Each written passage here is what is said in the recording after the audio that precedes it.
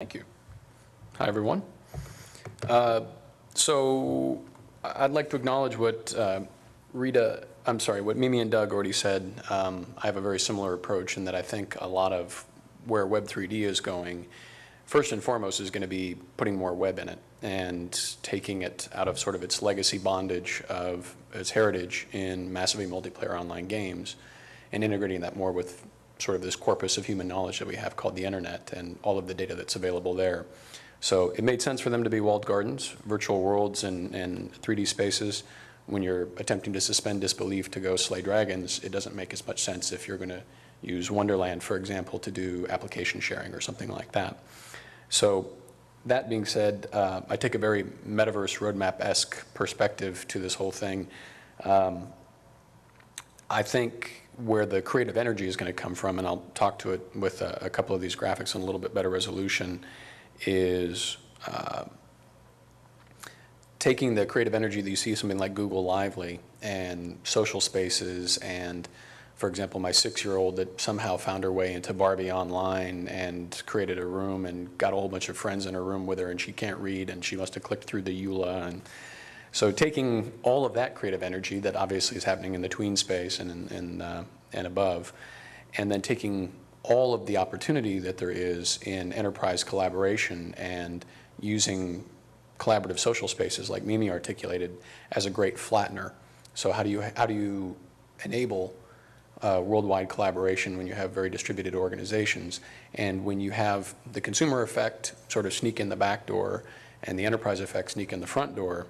And when those collide, I think you're getting a lot of creativity, and we're going to be able to take advantage of a lot of the tools that have been put in place for other uses, for things like games. We're going to be able to put those to use for enterprises and get a great productivity and creativity gains out of that. Having said that, I think we're using a lot of asynchronous tools right now for near synchronous interactions. So I think we're also going to get a lot of creative energy out of using really synchronous tools and social spaces. And then finally, and let me just actually talk to this slide real quick because I know that we want to get to the Q&A. And I apologize for the transcoding artifact, which is going to come right up if the video plays. Let me try to play the video. See what happens when you don't sacrifice a chicken to the demo gods? Spacebar? It worked before. Okay. I'll just speak to it. What? No, it's fine. Ah. I am a Mac user. Yeah. See, and he made me do a Windows media file, and I felt so unclean. So it's okay. Oh, okay. I'll take your word for it. It's spinning up. It was a movie. It was a movie when it started as a QuickTime. So the articulation, and I took Rita's question to heart about what is the future of Web3D, and I'll be glad to give anybody a copy of this that actually is legible. Starting from the bottom left, it's today, and I think for those of you that were here for Raf's keynote yesterday, he was talking about augmented reality and the fact that you already have it in your hand with your mobile phone, and the fact that last time I saw Mimi in London, I yelped to find the closest curry to where we were standing there.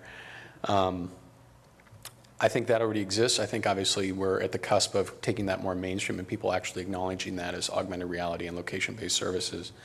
It's okay, Remy. It's okay. It's broken. It's fine. It's just a presentation. Nobody's going to die, right? It's okay.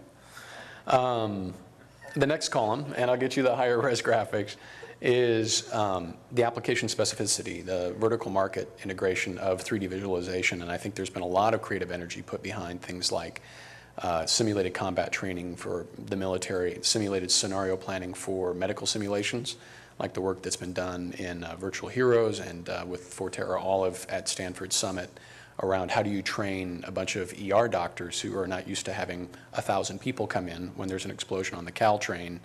How do you train them in a way that's actually financially feasible so they have the critical thinking skills should some nasty emergency like that actually happen before the people come in the ER, so they just don't panic, throw up their arms, and run out. There's manufacturing visualization, other things like that.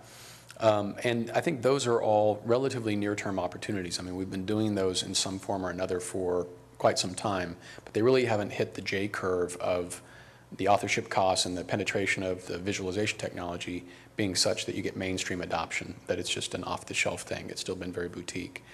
And then moving along from that as far as sort of medium-term prognostications, getting into more of the collaborative social spaces like Lively and watching that bleed over into the enterprise space, just as, say, AOL Instant Messenger did and became an enterprise tool by sort of sneaking in the back door.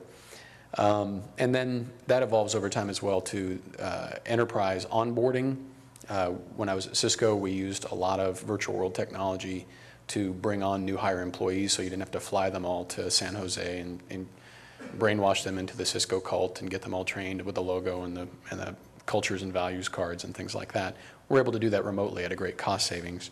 That being much more mainstream and creating sort of a replicatable construction set so people can do that easily without it being fully custom and millions of dollars.